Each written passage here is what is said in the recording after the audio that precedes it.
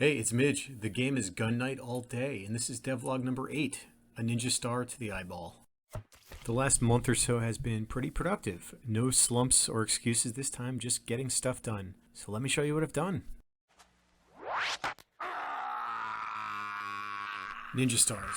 The game is called Gun Night all day, so it follows that the knight uses guns. But wanted to add some more weapon variety, I threw in some ninja stars. These are in the secondary weapon slot, the same as grenades and flashbangs. So when I was a kid, I thought it was cool in the Super Nintendo version of Zelda how the bow and arrows would leave arrows sticking in the enemies after you shot them. They had a satisfying sound effect and they would just stay stuck there, for a while at least. So I brought something like that into my game. The ninja stars get stuck in the bad guys. And something that I added is actually there's a high chance of them being retrievable. So you can pull ninja stars out of your fallen foes, out of crates, walls, whatever they're stuck in. The retrievability makes them a good choice if you're trying to conserve ammo.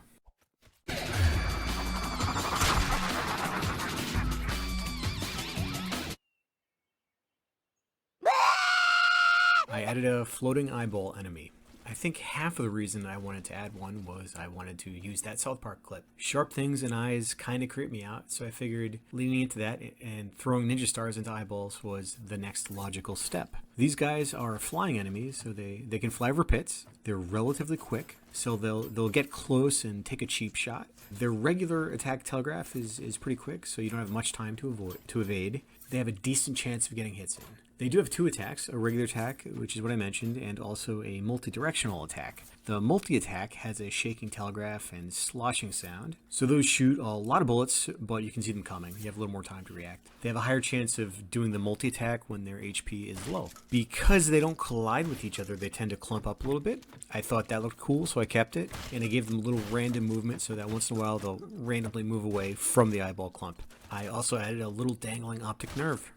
Mimics. Mimics exist both in Enter the Gungeon and in Nuclear Throne. They were originally introduced in Dungeons & Dragons and have found their way into video games as developers look for ideas. If you aren't familiar, a mimic is an enemy that disguises itself as a treasure chest. They're basically a trap. They lure you in close to them in order to open a treasure chest. They'll frequently score a hit because they have the element of surprise while your guard is down. Before activated, they will stay in place and act like a chest. They will rarely wiggle a little bit as a visual tell. They will also let off a soft growl randomly if you're close to them. Once activated, they will attack you with a straight line charge. Then they'll do some random movement and go back to the charge attack. Their attack pattern is simple, but they are fast. How do you not fall victim to a mimic? In my game, shoot them once. Chests sound like wood, mimics sound like flesh, and mimics bleed when hit. You probably don't want to shoot them with a high damage weapon like a shotgun up close or maybe something explosive, because if it is a chest, you may destroy the chest. Mimics are placed with the exact same code as chests, so they show up in all the same places. They currently replace about 5% of the chests.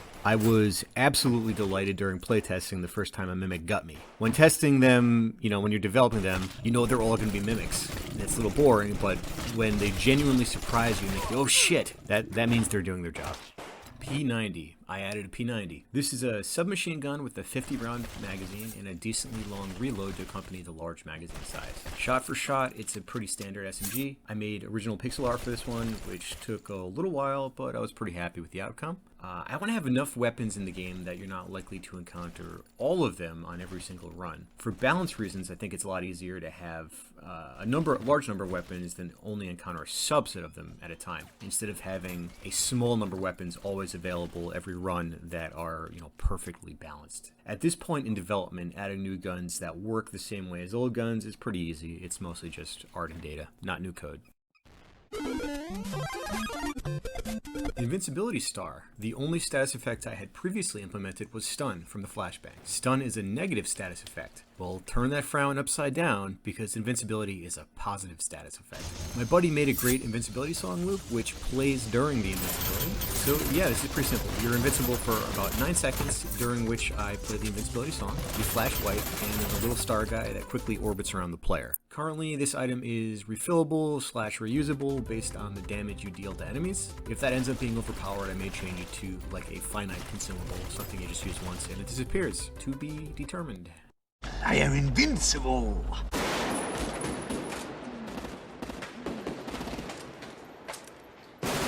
Oh yeah, I also updated the reload indicator. Based on feedback, the rotating reload thing was kind of confusing. So I replaced it with a more conventional reload progress bar over the head of the player, as opposed to replacing the crosshair itself. This gives a better idea of how much time is left for the reload in progress. There's an X in the center of the crosshair for when the player can't shoot just yet.